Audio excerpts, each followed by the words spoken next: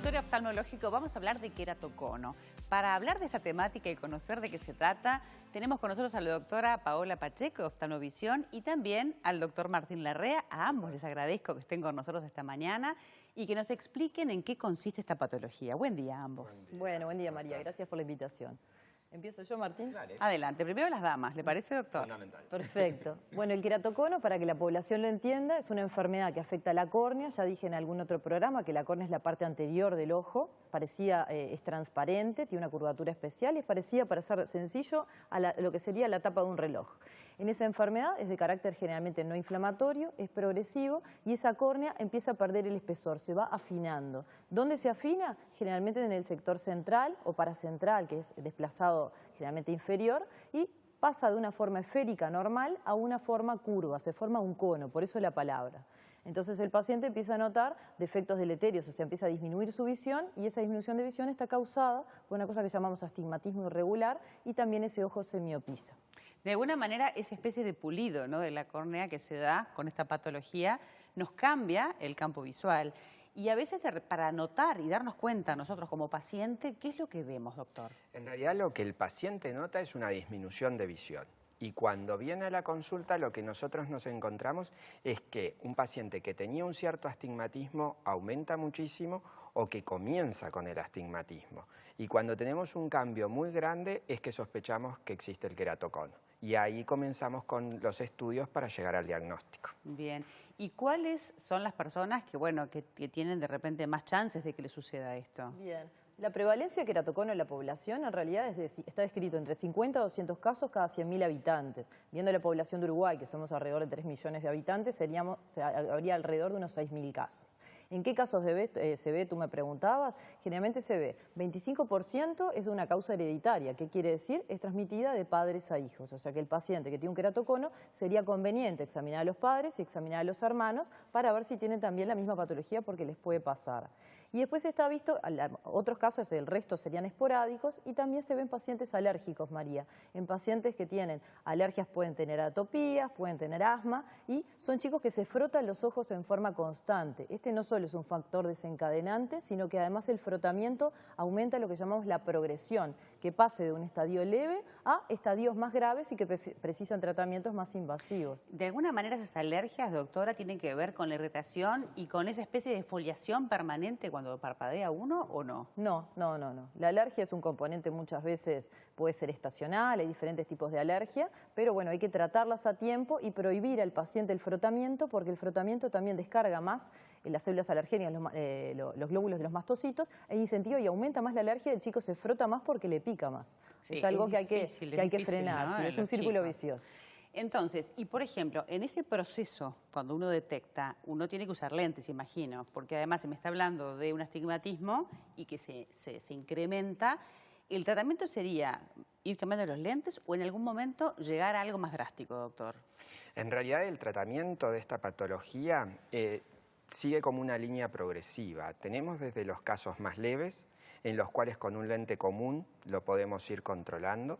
Hay casos que van siendo más severos, que necesitan un lente de contacto, de los que son rígidos, porque eso permite llevar la córnea a la forma correcta. Y después ya pasamos a las cosas que vendrían a ser quirúrgicas. Y ahí tenemos desde tratamientos que permiten estabilizar el queratocono, porque cuando nosotros descubrimos que viene progresando, tenemos que encontrar una forma de estabilizar esa córnea, y existen tratamientos para eso, o podemos llegar a tratamientos quirúrgicos como unos anillos que se colocan dentro de la córnea para darle la forma adecuada, y en los casos más extremos podemos llegar incluso al injerto de córnea. Bien, o sea que en cualquier estadio que el paciente esté, una solución existe, ¿no? Por supuesto. Y para tranquilizar un poco a la población, dentro de lo que nosotros vemos en Policlínica, 80% de los queratoconos solucionan con tratamiento médico. Solo un 20% van a ese tratamiento quirúrgico. Y eso, digo, es ¿El tratamiento médico sería los lentes? El y tratamiento también médico, algo tópico o no? Se puede usar tópico si el paciente en la consulta uno diagnostica además una alergia, la va a tratar. Muchas veces hoy en día se está viendo que esa tendencia de no inflamatoria está cambiando a ser una enfermedad inflamatoria y agrega a veces antiinflamatorios del tipo de drogas antiinflamatorias, como te decía. Y, Pero, por ejemplo, algún tipo de gotas específico. Sí, son gotas. Gotita. Ajá. Es tratamiento tópico. Bien. Lágrimas artificiales, porque los usuarios de lentes iban... o sea, la estadificación que dijo Martín era perfecta. Gafas y el astigmatismo poquito, pasamos a lentes de contacto y lentes de contacto que son los rígidos. Hoy en día hay una nueva tecnología en lentes de contacto que están los rígidos, que se llaman lentes esclerales, que en vez de apoyarse sobre la córnea se apoyan sobre la esclera, y eso me han dado realmente gran satisfacción, no sé si a ti, Martín. Totalmente. Son lentes que no producen úlceras a permanencia y que realmente se forma también una película de líquido que evita la resequedad y que le da muy buen nivel de visión al paciente. Así que tal vez cambiando esos lentes de contacto podemos mejorar mucho. Por supuesto, por supuesto.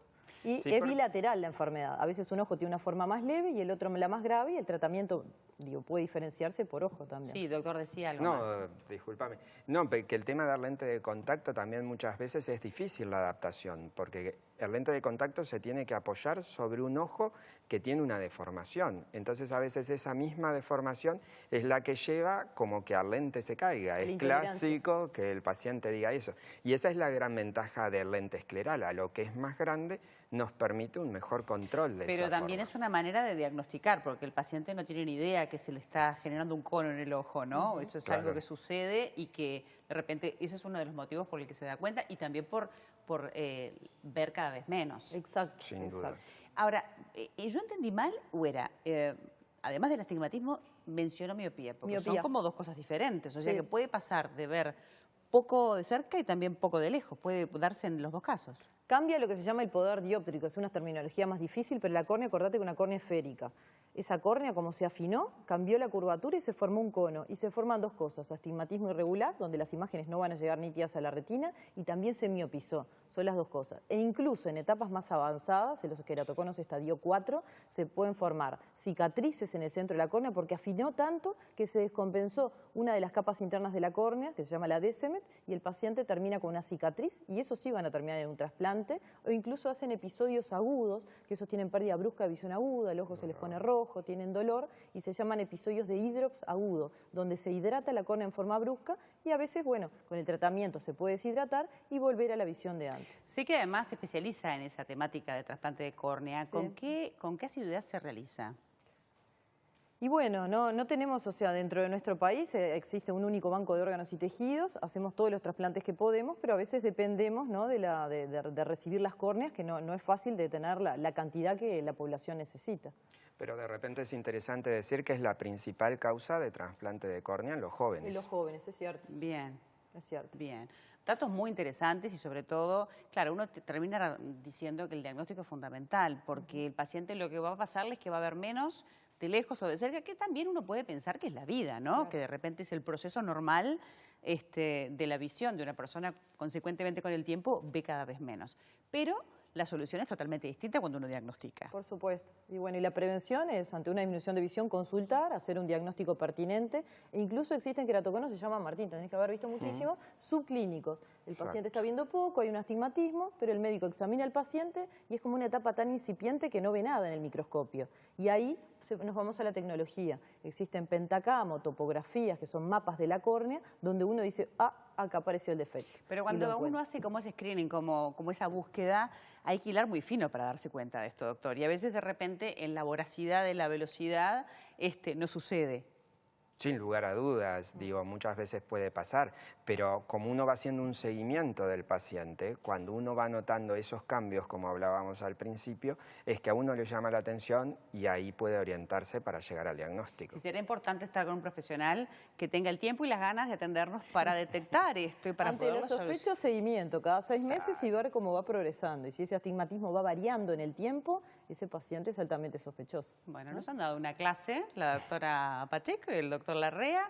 Hemos aprendido de que además del diagnóstico que tenemos que tener permanente, podemos solucionar problemas a posteriori mucho más graves. Y los ojos los necesitamos para toda nuestra vida y para la mayor parte de la información que recibimos. Muchísimas gracias a ambos por estar con nosotros esta mañana. Gracias a ti por la invitación. Un placer. We're safe inside.